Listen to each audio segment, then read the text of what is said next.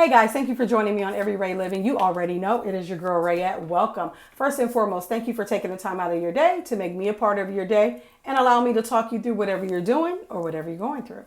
Real quick, I want to talk to you and share some things with you while I do my face mask and all that good stuff. I'm going to actually share my toothbrush. I'm going to share that with you too. My toothbrushing regimen with you guys, not because you guys don't know how to brush your teeth, but it's just part of what I do anyways, whether it's at night or in the morning or both. I'm just going to share it with you. However, I am not going to brush my teeth on camera. I'm just going to show you what I use in the event you want to go pick up some things. But before we get off into the video, go ahead and subscribe, like, and share if you feel the need to do so. It will be greatly appreciated. And let me know if you have any comments or anything. Please feel free to drop them below and I will answer them, read them, and all that good stuff.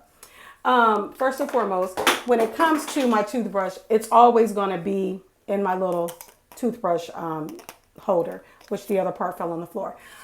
This is a toothbrush that I use. I got a pack of them from TJ Maxx, and the name of them is called Grin. So if you're wondering what they're called, where you can get them from, that's where. And for the whole pack, it was like $5.99.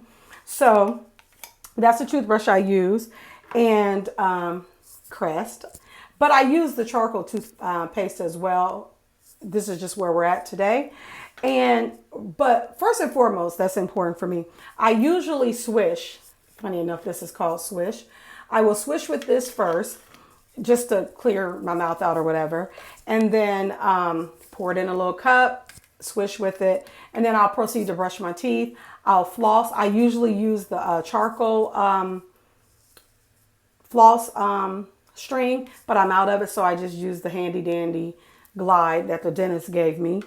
And when I'm all done brushing my teeth, obviously I'll rinse and all that good stuff. But then the last thing I do is rinse my mouth out with peroxide. It helps kill any germs, bacteria, and all that good stuff in your mouth, because your mouth, kind of is one of the interesting things on your body. Second of all, sorry about that.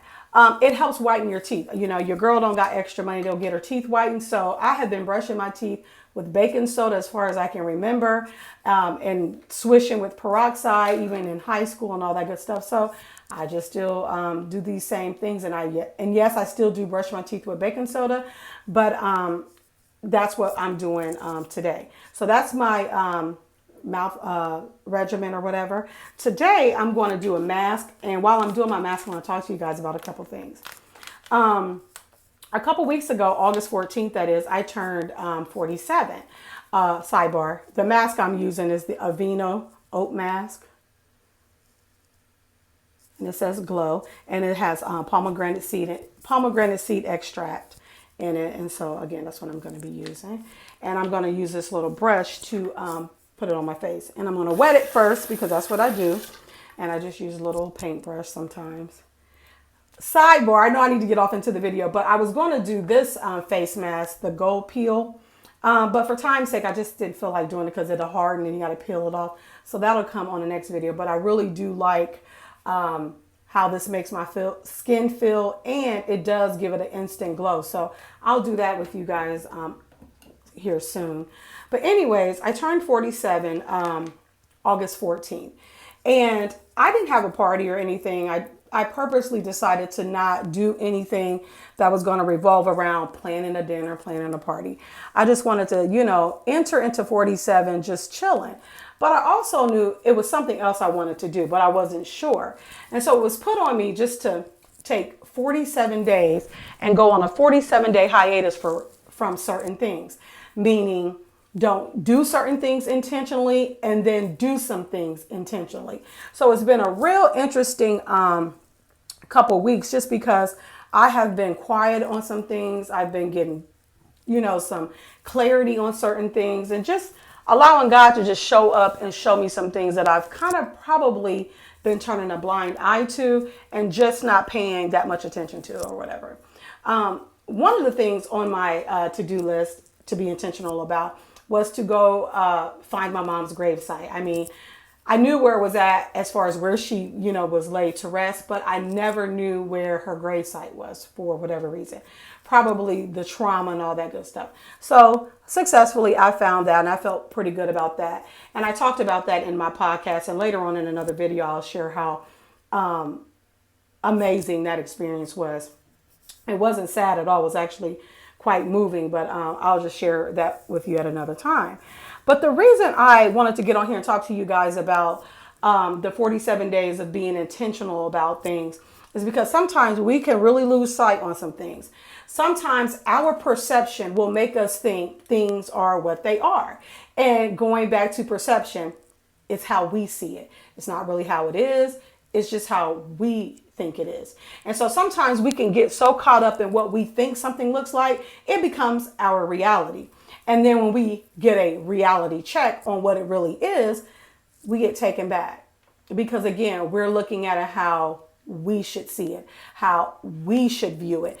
And that's never the case. I mean, we always should look at it from our perspective and someone else's perspective.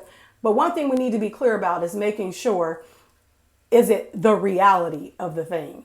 And that's where life can kind of throw you a curveball. And I noticed I was starting to get caught up with what I was viewing as reality versus my perception of things.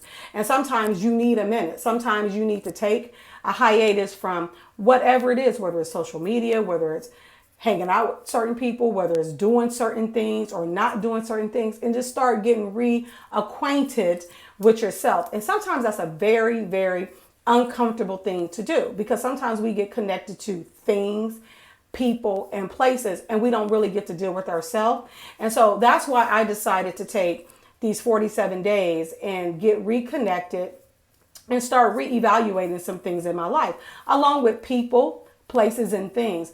And not to go in full detail of what I'm doing, what I'm fasting from, and all that good stuff, but I just made it a point to just be intentional about what it is I have not been intentional about. And I haven't been intentional about every day reading my Bible. Yes, I journal all the time, but I haven't been intentional about it because of time. I'm tired. I don't feel like it. I got this going on. I got that going on. But these 47 days, I have been intentional about journaling on the times and the days that I don't feel like doing it. Reading my Bible on the days and the time that I don't feel like doing it, because there's something in it. There's a blessing in it, and there's something you can get out of it. And I'm not trying to sound preachy. I'm just trying to tell you how that has been working for me. I talked about on my podcast just a couple of days ago, being diagnosed coming up on a couple years ago with PMDD. Now, PMDD is a more extreme version of PMS, and it's premenstrual dysphoric disorder. And that's, like I said, it's more extreme than PMS.